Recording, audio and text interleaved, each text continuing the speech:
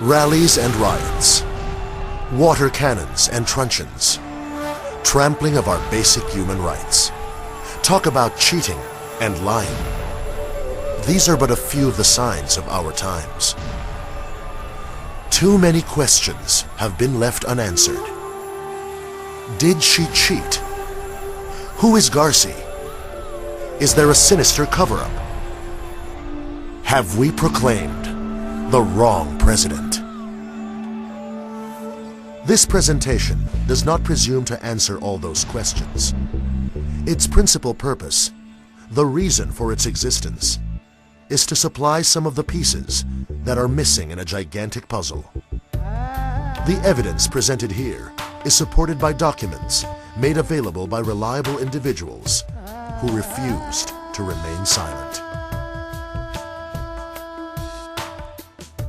For the next hour or so, we shall share with you some of those documents. In particular, election returns from Mindanao. We shall revisit the conversations on the Garci tapes to show you how they directly affected the 2004 presidential elections. We will show you 1. Antecedents to deception. 2. Electoral process. 3. Evidence of fraud. 4. Gloria Garci and the tampering in Mindanao. 5. A call to action. We all remember what happened in Baguio on December 30, 2002. Some of us actually believed she was sincere. I have decided not to run for president during the elections of 2004.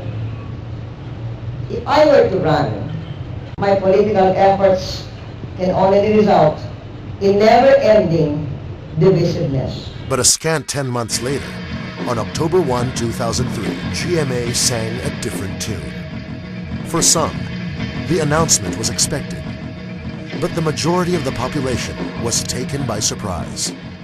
In answer to the clamor of the people, a reluctant Fernando Poe Jr. announced his candidacy.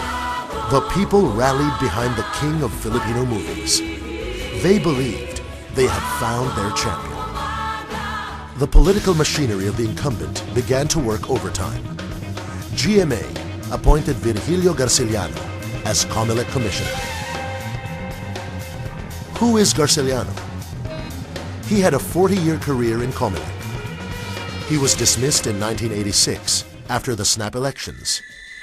He was reinstated in 1994 as director of COMELEC. After his mandatory retirement in 2003, GMA appointed him COMELEC Commissioner on February 11, 2004. He was never confirmed, but was allowed to assume office. He was assigned to the Southern Tagalog and Bicol regions for the 2004 elections. But he operated in Mindanao. But that is getting ahead of our story. On February 10, 2004, the official campaign period began.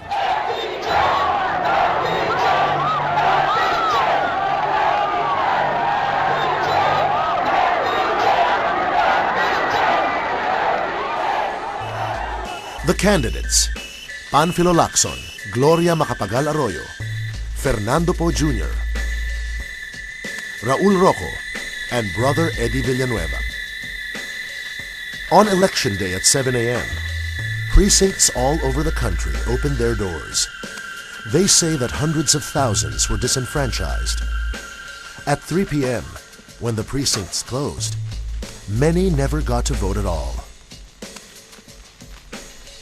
After a contentious and painfully slow canvassing of votes, witnessed by both Senate and the House of Representatives, GMA and Noli de Castro were proclaimed. News of rampant cheating spread like wildfire.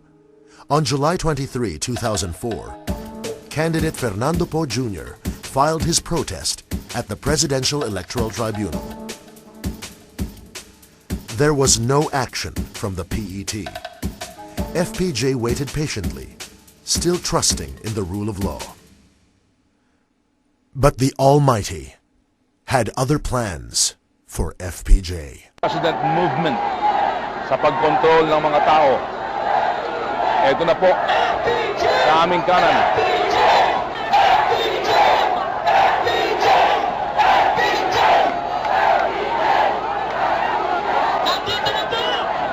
May kasama na pong mga uniform policemen. Walang iba! Kung hindi, si Pangulong Fernando po! Jr.! Susan Roses, FPJ's widow, filed a substitution case on behalf of Juan de la Cruz. On March 29, PET dismissed the petition. For many, it seemed like the end of the road. But on June 6, 2005, Sir, can we just clarify? So you're saying that it was indeed the President's voice? That's the President's voice, but the other party on the line is not that of a commissioner. And they were indeed having a conversation about election results? There's a conversation. This is a privileged conversation between the President and a political leader.